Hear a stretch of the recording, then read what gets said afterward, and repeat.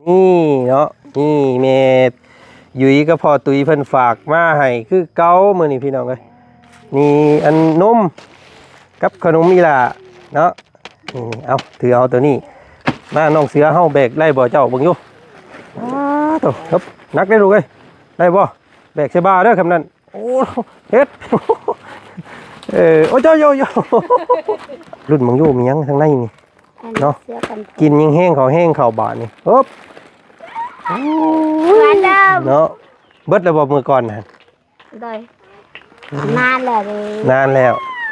เหมือนเดิมโอ้ได้ปลาเด้ออุ้ยมีหยังนี่ฮะอีหยังน่ะมันคืออีหยังเบิ่งอยู่หั่นของแถมได้ฮอตเพชรผู้พี่น้องไงเนาะเป็นมงคลบ้านนะโอ้ใส่เพิ่นเอามาให้เฮ็ดหยังอ๋อเบิ่งอยู่หั่นเพิ่นเอาใส่มาอยู่บ่พอได้ไปจ่ายค่าโอ้แล้วกันบาทนี่พี่น้องเฮ็ดนี่ได้บาทนี่สิเฮ็ดนี่ได้บาทนี่ไฟสิเอาปัญหานี่ได้เอาสิเฮ็ดนี่ได้บ่มีเงินบ่มีเงินจ่ายเพิ่นสมมุติว่าอันว่าจันมีเงินเอาให้นี่เจ้าไปจ่ายเองได้บ่หาคู่หาคนไปได้บ่ทางบ่จันได้รับมอบหมายจากแม่ยุ้ยกับพ่อตุ้ยพี่น้องไงเนาะที่เพิ่นฝากข้าวของนี่แหละมาให้นี่แหละเนาะก็ยังบ่มีแต่ข้าวของมื้อนี้เพิ่นฝากเงินมาให้นำเนาะ 1,000 กับ500 บาทพี่น้องเอ้ยเนาะมอบให้สาวลำเพ็ญนี่เด้อเอาไว้จ่ายค่าพื้นค่าไฟหรือว่าไปซื้อปลาแหลกเป้งนัวกินว่าซั่น 1 2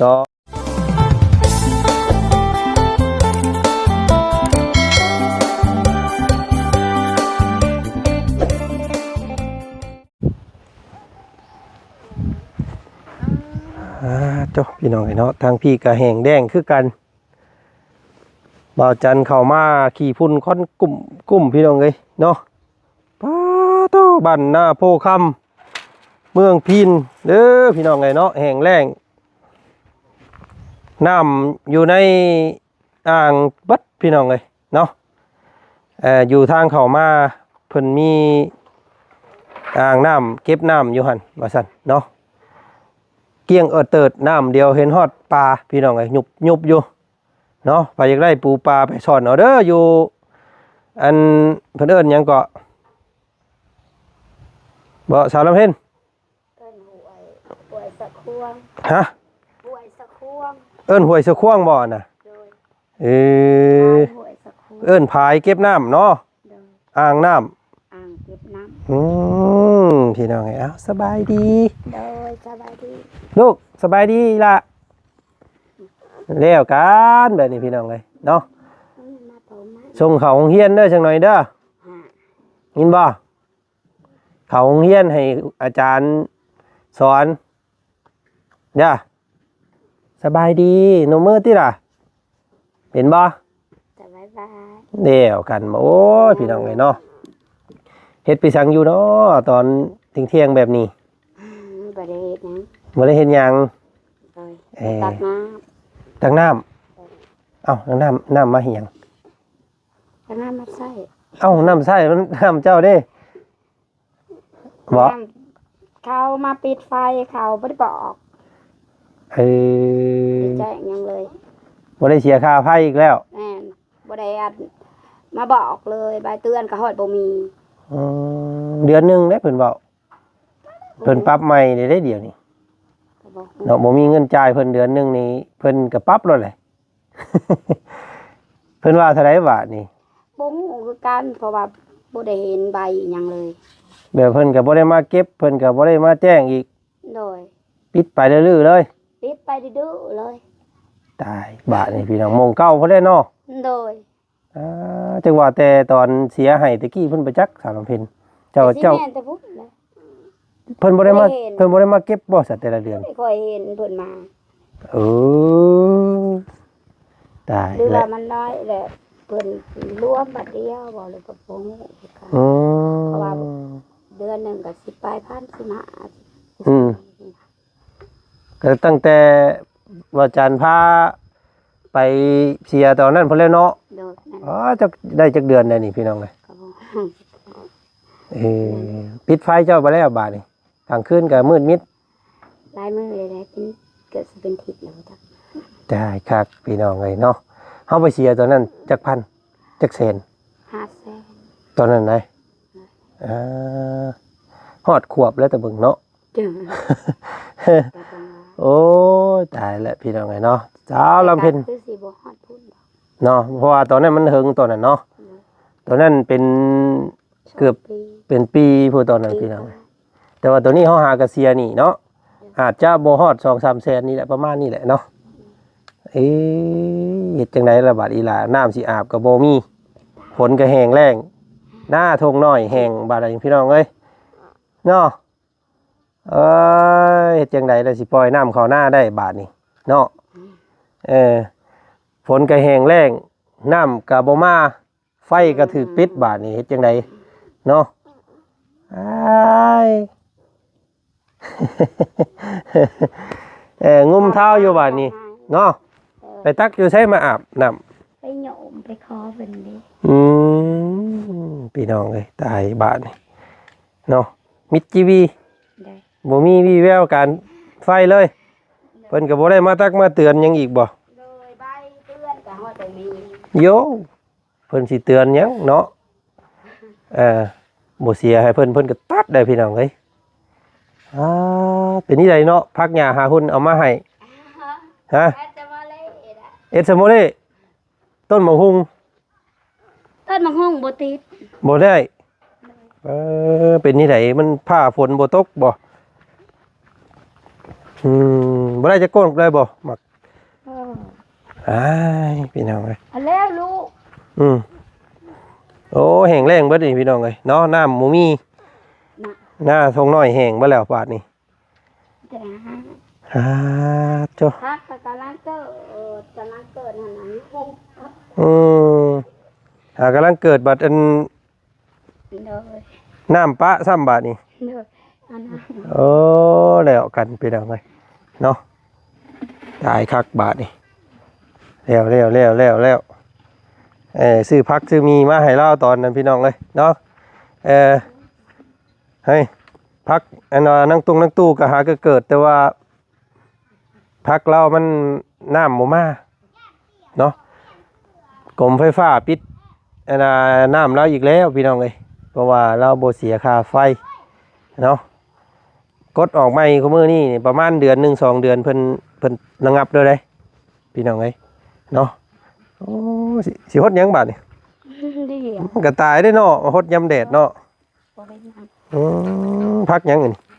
ผักกาดกับผักมันตุ้งนี่ โอ้ กำลังคือ เนาะเอสโมเล่บ่แล้วพี่น้องกันแล้วกันบาดนี่โอ้นี่พักบ่ง ดอกหอมกำลั พั ง กบ่งก็กำลังขึ้นเนาะมันแห้งแล้งพี่น้องปีนี้เนาะโอ้ถ้าฝนบ่ตกประกอบกับปิดพื้นปิดไฟแล้วอีกบาทนี่พี่น้องเลยเนาะ จะนอน ผสมพื้นเข้ากันเลยบาทนี่แล้วคักพี่น้องเลยอ้ายเนาะต้นไม้ได้สันนะเอามาให้ปลู ต้ ก นไม้ติดต้น ติด ไม้ อยู่เนาะ โดย หมาก ติดต้นไม้ อิหยังก่อหมากกัน หมากซิลี่ หมากเซอรี่หมาก แล้วแกบ อ่าง ไฟ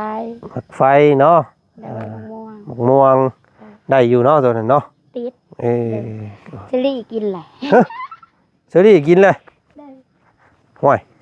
ได้กิน ปานได้ ได้กินไว้แท้ สองหน่วยเด้ที่ว่าติด อ๋อตอนนั้นเห็นบ่ โดย โอ้ย ที่มันมาตอนนั้นเลยเนาะ โดย โอ้เราปลูกอยู่ทางหน้าพี่น้องเลยอันนี้ต้นหมักอันนี้ต้นหมักไฟเนาะนี่ต้นหมักไฟหวานหมัก ทอดดอกเลย โอ้นี่พี่น้องเลย ดอกดอก เราปลูกเป็นได้นี่เนาะแม่เพิ่นซื้อมาให้ตอนนั้นพี่น้องเลยนี่หมักม่วงแต่ว่าน้ำในนั้นเนาะอันสารลำเพ็ญเนาะ โดย ก็มีน้ำฮดน้ำมันนั่นคือเก่าแล้วก็สีงามกว่านี้อยู่หรอกพี่น้องเลยได้เป็นดอก อ้าย จะดอกเดียวละ สนอพี่น้องเนาะเมื่อนี้ก็ทางบ่จันมีทางเมใจดีเพิ่นฝากเก่าของเนาะบุกน้ำลุยทาเข้ามาคือเก่ามื้อนี้พี่น้องเลย พูดแหละไปเบิ่งอยู่ก้นรถพุ่นพี่น้องเอ้ยเนาะไปเอาน้ำกันเนาะเฮ็ดจังใดบาทนี่พี่น้องเอ้ยไฟก็รับน้ำก็บ่ได้ไฟก็บ่มาเนาะน้องอันเสียน้อยน้องตีน้อยครับมาแบกอันนี้ให้เอ้ยเพิ่นแน่เนาะพี่น้องเอ้ยนี่เนาะนี่เมดยุ้ยก็พอตุยเพิ่นฝากมาให้คือเก้ามื้อนี้พี่น้องเอ้ยนี่อันนมกับขนมอีหล่าเนาะนี่เอาถือเอาตัวนี้มาน้องเสือเฮาแบกได้บ่เจ้าเบิ่งอยู่โตครับนักได้ลูกเอ้ยได้บ่แบกใส่บ่าเด้อคำนั้นโอ้เฮ็ดโอ้โยว่างได้โอ้ยเนาะใส่งานก่อนเพิ่นมื้อนี้พี่น้องเอ้ยใส่งานน้องกันตีน้อยเพิ่นก่อนเนาะยังบ่ฮอดเฮือนเด้อพี่น้องเด้อเนาะอึ๊บ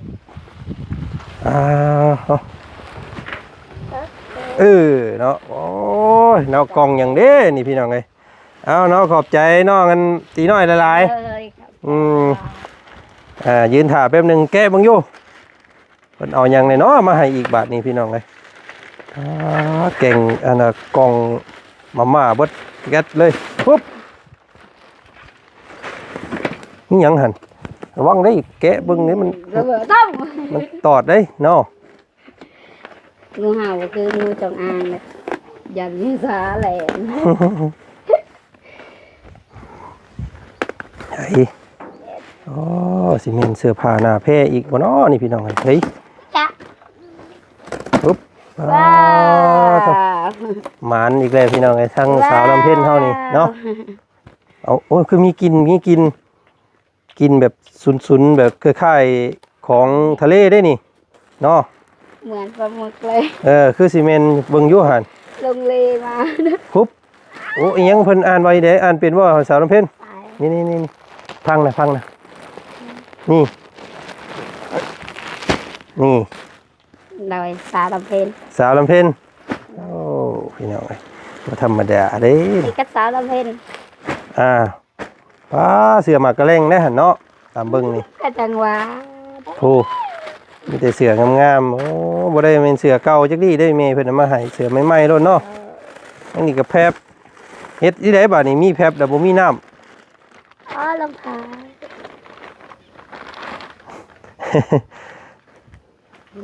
เกือบเนาะยาสะหัวนี่พี่น้องตัวนี้เลยรุ่นมังโยมียังทางในนี่เนาะกินยังแห้งเขาบาดนี่ปุ๊บเนาะเบิดระบบมือก่อนนะได้นานแล้วเหมือนเดิมโอ้ได้ป่าเด้ออุ้ยมียังนี่มียังน่ะเบิ่งอยู่สาวลำเพ็ญโอ้ยเลยทองคำมาจักอันนี้บ่มันคืออีหยังเบิ่งอยู่หั่นของแขนได้ฮอตเพชรผู้พี่น้องไงเนาะเป็นมงคลบ้านโอ้ใส่เพิ่นเอามาให้เฮ็ดหยังเอามาห้อยอันอยู่หน้าบ้านหน้าเฮือนให้มีโชคมีไส้เพื่อได้ผัวนำหมู่เนาะบ่เอาเนาะผัวเว้าเรื่องผัวนี่คือสิเบื่อคักแล้วพี่น้องเอ้ยจังพอแล้วน้ำจังแห้งเนาะบ้านเจ้านี่เอ้ยบ่เอาผัวจักเทื่ออีหยังบาดนี้นะได้เงินดอลลาร์ใช้นี่เลยแล้วเบิ่งอยู่สมมุติมีผู้บ่าวพุ่นเงินดอลลาร์ผู้บ่เอาบ่เอาแต่เงินดอลลาร์จ่ายบ่เอาคนตายคักบาทเลยพี่น้องไงเนาะผู้บ่าวดอลลาร์ก็บ่เอาบ่าวนี่บ่เอาแต่เงินนี่กระเป๋าห้อยศอกบ่แม่ห้อยบาเนาะมันจะเข้ากับคนโดดพี่น้องไว้เนาะพี่แม่อย่าไปพายละย่างตามทางถนนเด้เพิ่นว่านั่นเด้เนาะเบิ่งให้อยู่เบิ่งเบิดก่อนป่าพี่น้องไงเนาะปูปลาหน้าแนว ครบวงจรคือเก่ามื้อนี้พี่น้องเอ้ยอีหยังเพิ่นคือฮ้อคักแท้อันนี้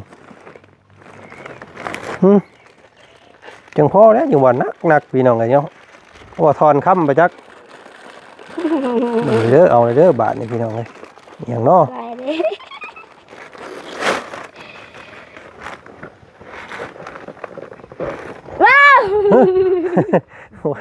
โอ้ยตกใจดิพี่น้องเอ้ยเนาะ แก้ว โอ้ สีแก้วสี นี่แก้วยก แก้วสี 3สีมื้อนี้7แสงเนาะอุ้ยแตกเลยพี่น้องเอ้ยเอา แก้วอันนั้นได้ แก้วยก แท้ได้บ่แม่น เนาะ ยามเลย แก้วแท้ไว้กินน้ำกินอันกาแฟเนาะเพิ่นให้2ถุงบ่ได้หั่นแก้วอันนี้พี่น้องเอ้ยอันยังเป็นขลม ว้าว อันนี้เบิ่งเป็นขลมเข้มแหลมคืออันอีหยังคือไม้คอดเนี่ยอันนี้พี่น้องเอ้ยขุนเชียงบ่ไอ้มันยังกุนเชียงปลาอันนี้พี่น้องเอ้ยเนาะโอ้ยเอาไว้เอ้าพี่น้องเอ้ยอีหยังอีกตัวนั้นมันเข้ากันกับคนโดดพี่น้องเอ้ยตายคักบาด เนาะหลายอย่างหลายแนวเด้อพี่น้องเอ้ยเนาะของกินเนาะมีอีหยังอันคือเก่าเนาะอันนี้เพิ่นเอิ้นอีหยังก็อ่านมึงอยู่สาวลำเพ็ญ เดี๋ยวให้ ก๋วยเตี๋ยวแห้งนี่พี่น้องนั่นก็คือซีเมนต์นั่นนะคือเก่าเนาะโอ้ยอยู่ได้หลายเดือนเติบได้บาทนี่พี่น้องเลยเนาะกำพร้าพี่น้อยโมเมนเนาะเพิ่นเอิ้นบัดสีลมหายใจขาดบัดน้ำลายปอดออกพี่น้องเพิ่นว่า ได้เข้าผ้าอันเสื้อผ้าหน้าแพ้แล้วก็ยังบ่พอพี่น้องเลยมาอันจับกล้องให้อันบ่าวเนี่ยอันน้องเสือเห็นข่อยอยู่บ่ได้เนาะนั่งล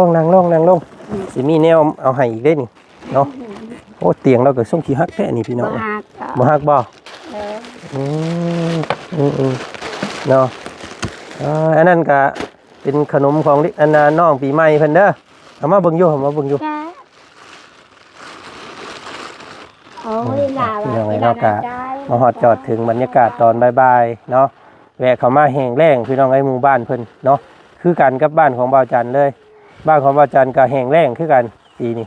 เนาะ8-2 หนคน2ใจเนาะบ่แล้งก็ท่วมว่าซั่นพี่น้องเอ้ยเนาะฝนบ่มาฟ้าบ่ห้องปีนี้พี่น้องเอ้ยเนาะสิพายของไรงัวก็บ่ได้โอ้นี่ไฟก็ถูกปิดพี่น้องเอ้ยสาวลำเพ็ญเพิ่น น้องปีใหม่สาวลำเพ็ญ ถูกปิดไฟอีกแล้วเนาะเพราะว่าสาวลำเพ็ญเพิ่นก็บ่ได้มาเก็บว่าซั่นเนาะแล้วก็เพิ่นก็บ่ได้มาเตือนเราว่าสิปิดพื้นปิดไฟนะกฎระเบียบใหม่นี่ตามอาจารย์ถามทางสร้างเซโปนมื้อนั้นพี่น้องเอ้ยเนาะเพิ่นว่าประมาณเดือนหนึง2 เดือนนี่เฮาบ่จ่ายนี่คือเพิ่นจะระงับไฟทันทีเลยเนาะอันนี้ก็คือต้องได้ไปพุ่นแหละพี่น้องไอ้บาทนี่ไปเสียค่าไฟไปจ่ายค่าขึ้นรางแล้วเพิ่นจังสิเปิดให้ใหม่เนาะอยู่หม่องกรมไฟฟ้าอยู่เมืองพีนพุ่นแหละเนาะพี่น้องไอ้ใส่มาเบิ่งโยอันกระเป๋าหั่นมีเงินบ่เบิ่งโยหันเพิ่นเอาใส่มาอยู่บ่พอได้ไปจ่ายค่าโอ้แล้วกันบาทนี่พี่น้องเฮ็ดนี่ได้บาทนี่สิเฮ็ดนี่ได้บาทนี่ไฟสิเอาปัญหานี่ได้เอาสิเฮ็ดนี่ได้บ่มีเงิน บ่มีเงินจ่ายเพิ่นสมมุติว่าอันว่าจันมีเงินเอาให้นี่เจ้าไปจ่ายเองได้บ่หาคนไปได้บ่ไปฮอดอันนั้นเพิ่นก็เข้าไปจ่ายบ่งอันเจ้าพาไปมื้อนั้นแหละได้บ่แต่ว่าอันบ่จันสิเอาเงินให้เนาะเพราะว่า โทรหาบาลา โทษให้ โทรลามา โทษนี่ใดก็ได้พี่น้องไงเจ้าเฮ็ดนี่ใดก็ได้เนาะเจ้าสิบอกกันทั้งบ้านทั้งอันในบ้านแนวเจ้าฮู้จักเพิ่นอยู่บ่โดยกับพ่อฮู้อยู่พี่น้องไงเนาะไปเสียให้เพิ่นซาเด้อเดี๋ยวจังสิได้ใส่น้ำใส่ไฟอีกพี่น้องไงแบบนี้บ่ได้เด้นี่เนาะแห้งแล้งต้นไม้ก็สิตายบัดนี้ต่อไปมันก็คนมาแล้วบัดนี้เนาะคือบ่เสียให้เพิ่นแหน่เดือนนึงเดือนเท่าใดเดือนนึงเจ้าเว้า ก็สิไปนี่แหละประมาณ20นี่ แต่มันบ่มีเงินเนาะ ก็เลยบ่ได้หา จักสิไปหาหยังเอาแต่ลูกอยู่เฮือนพี่น้องเอ้ยมีแต่ปล่อยให้เพิ่นตัดไผ่ว่าซั่นเนาะก็เดือนนี้ก็รอบนี้คือสิบ่หลายปานใดเพราะว่าอันบ่จันทร์กับบ่บุญตอนนั้นไปจ่ายให้แล้วเนาะรอบหนึงก็เลยมานี่ก็สิประมาณ 3-4 เดือนนี่แหละเนาะแม่นบ่ช่วงแล้งเนาะช่วงนั้นพี่น้องเอ้ยช่วงหน้าหนาวบ่ ช่วงหนาว ก็ประมาณ5-6 เดือนนี่แหละเนาะเพิ่นก็ได้ระงับเพิ่นไปอีกแล้วพี่น้องเอ้ยเนาะโอ้ยเอ้าพี่น้องเอ้ยเนาะก็คือว่าตาเห็นนี่แหละทางแม่ผู้ที่เพิ่นส่งมาก็ได้เนาะบาดสิตายน้ำลายปอดออกอีกคือเก่าพี่น้องเอ้ยมื้อนี้ก็ได้เนาะคำพาพี่น้อยมาซอยสาวลำเพ็ญกับลูกอีกแล้วพี่น้องเอ้ยเนาะพอดีทางบ่าวจันได้รับมอบหมายจากแม่ยุ้ยกับพ่อตุ้ยพี่น้องเอ้ยเนาะที่เพิ่นฝากข้าวของนี่แหละมาให้นี่แหละเนาะก็ยังบ่มีแต่ข้าวของมื้อนี้เพิ่นฝากเงินมาให้นํเนาะ 1,500 บาทพี่น้องเอ้ยเนาะมอบให้สาวลำเพ็ญนี่เด้อเอาไว้จ่ายค่าพื้นค่าไฟหรือว่าไปซื้อปลาแหลกเป้งนัวกินว่าซั่น 1 2 3 4 5 6 7 8 9 10เนาะ 1,500 บาทว่าจันแรกเป็นเงินกีบกับสิตกอยู่1 ล้านกีบเด้อเนาะเอาไปใช้เพิ่นเนาะเพิ่นไล่ขึ้นมาเท่าใดก็ใช้เพิ่นให้เพิ่นเปิดไพ่ให้คือเก่าเด้อ โอ้ย เนาะเอาครับไว้เนาะเอ้ยพี่น้องเอ้ยเนาะ ขอบคุณขอบคุณหลาย เอา ๆขอให้สุขมาขอให้ร่ำรวยค้าขายก็ขอให้ราบรื่นทุกสิ่งอย่างก็ขอให้มีความสุขมีความเจริญหังมีโชคดีตลอดปีตลอดไปสุขภาพแข็งแรงร่างกายก็ขอให้สมบูรณ์ โดยเนาะโอ้ยพี่น้องเอ้ยทำดอกตาเห็นแม่เพิ่นก็ได้เนาะก็จริงแม่เพิ่นฝากอันนี้มาก่อนแล้วเนาะแต่ว่าแม่เพิ่นโอนเงินมาลำหลังอีกพี่น้องเอ้ยสิแม่นเจ้าว่าคุยกันอยู่จักบ่ได้คุยกับเพิ่นบ่ บ่ได้คุยโทรศัพท์ โทรศัพท์ก็เสีย บ่ มันบ่มีแบต ก็ เนาะ ใส่อยู่ก็ใส่ อันนี้ได้สัพี่น้องไงเนาะเงิน1 ล้านนี่ก็บริหารเบิ่งเด้อเนาะไปใช้เพิ่นได้ให้ให้เพิ่นเปิดไฟได้เด้อมารอบหน้าว่ายังบ่ได้ใช้เพิ่นอยู่นี่โอ้พี่น้องไงเนาะบ่มาใกล้ได้บัดนี่ยินบ่ โทรหาเพิ่น โทรหาเพิ่นให้เพิ่นมาเอาอยู่เฮือนถ้าบ่มีรถออกไปกันเนาะอยู่กรมไฟฟ้าอยู่หม่องอันทางออกพุ่นแหละพี่น้องไกลเติบเด้เข้ามานี่ก็ประมาณ20ฮอดไปจัก10ปลายโล 10 ลัก 10 ลักบ่จากบ้านเดี๋ยวออกไปนี่ เดิน 10 กิโลพี่น้องแต่ว่าความไกลของอันทางนี้คิดว่า20-30พุ่นแหละเนาะยากโตนลุกจุกจัก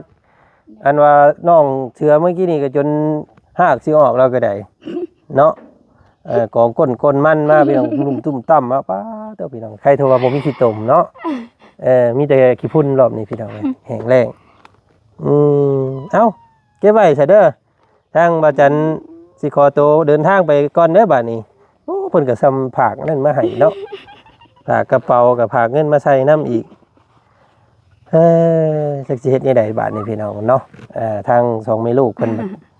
บ่ค่อยได้ไปหาเงินหาหยังทางใดเนาะจักได้ลูกเราใหญ่พุ่นพี่น้องเอ้ยเนาะอันนี้เอาแต่เลี้ยงลูกอยู่เฮือนเนาะแต่เก่าแล้วก็พอได้แลกเปลี่ยนตัวนี้พอได้แลกข้าวแลกน้ำกินว่าซั่นเนาะข้าวยังอยู่เนาะ เดินยัง ประเด็กเวียงนัวก็คือสิย่างอยู่ดอกพี่น้องไงพวกนี้เพิ่นฝากมาให้เพิ่มอีกพี่น้องเนาะก็ขอบพระคุณเด้อทางแม่ยุ้ยกับพ่อตุ๋ยเนาะจากฝั่งไทยพี่น้องไงมอบข้าวของมาให้ชาวลำเพ็ญกับลูกมื้อนี้น้องปีใหม่ว่าซั่นพี่น้องไงเนาะก็ซ้ำต่อชีวิตเพิ่นไปอีกเนาะค่าไฟเด้ออย่าลืมเด้อเนาะเอาพี่น้องไงเอา คนหลายๆขอให้บ่จันก็ตกมาทำงานก็ขอให้ร่ำรวยสุขภาพแข็งแรง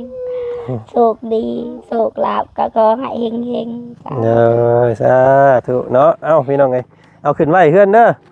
นี่อบอุ่นพี่น้องไงโอ้นี่ปลาก็เป็นถุงเนาะนี่พี่น้องเอ้ยนี่เนาะเจ้านี่ซ้ำสิกินหลายมื้อเติบอยู่ดอกเพิ่น2พ่อลูกเพิ่นนี่ต้องมีลูกเนาะมี เป่งนัวก็มีอยู่นี่พี่น้องนี่เป่งนัวก็ลาซาสุรสอย่างดีเลยเพิ่นเอามาให้เนาะเอากราบใดความโชคร้ายยังมีความโชคดีพี่น้องสำหรับครอบครัวของสาวลำเพ็ญเนาะเอาไปป้าก่อนเด้อสวัสดีเด้ออยู่ดีมีแห้งเนาะอยู่ดีมีแห้งเดินทางปลอดภัยก็จบมาเอาพี่น้องไงเนาะไปนะขอบใจทั้งน้องกันมอมหลายๆพี่น้องไงเนาะไปเดี๋ยวเนาะเฮาเดินทางต่อเพราะว่ายังไกลได้พี่น้องเอ้ยเนาะการเดินทางเฮามาพบพ่อดินแห้งแล้งไฟก็ถูกตัดบัดนี้พี่น้องเอ้ยผลก็บ่มาฟ้าก็บ่รันเนาะสาวลำเพ็ญนี่พี่น้องเอ้ยเนาะก็ถือว่าคนมีบุญเด้นี่เนาะเบิดปุ๊บก็คือว่าหล้นอดหล้นใจมีเพิ่นก็พอเนาะให้เข้ามาหารถบ่ซั่นพี่น้องเอ้ยคำบ่เข้ามาก็จักสิอยู่แบบอันมืดมิดนะเนาะน้ำในก็บ่มีอาบและว่าซั่นซะอันนี้ก็ซ้ำว่าตาเห็นแม่เพิ่นก็ได้พี่น้องเอ้ยโอ้ยเนาะแต่ว่าบุญหลายเด้อเนาะสาวลำเพ็ญนี่พี่น้องเอ้ยก็มอบให้เป็นที่เรียบร้อยพี่น้องเอ้ยเงิน 1,500 บาทเนาะหรือว่า1ล้านกีบพี่น้องเอ้ยให้สาวลำเพ็ญเพิ่นไว้จ่ายค่าฟืนค่าไฟพอได้เปิดฟืนเปิดไฟได้เนาะพี่น้องก็ขอบพระคุณทางแม่ทั้งสองเนาะจงอยู่ดีมีแห้งพี่น้องเนาะขอให้โชคหมานร่ำรวยมันยืนได้แม่เด้อเนาะซอยทางสาวลำเพ็ญในรอบนี้ก็ต่อชีวิตไปอีกไกลเพื่อสั้นซาพี่น้องไงเนาะก็ขอให้เป็นทำทิศทำแก้วเด้อเนาะทานไปแล้วให้ไหลขึ้นหาแม่คือเก่าทานมือเศร้าไหลเข่ามือแรงเนาะพี่น้องขอตัวเดินทางแล้วมื้อนี้สบายดีเด้อเนาะไป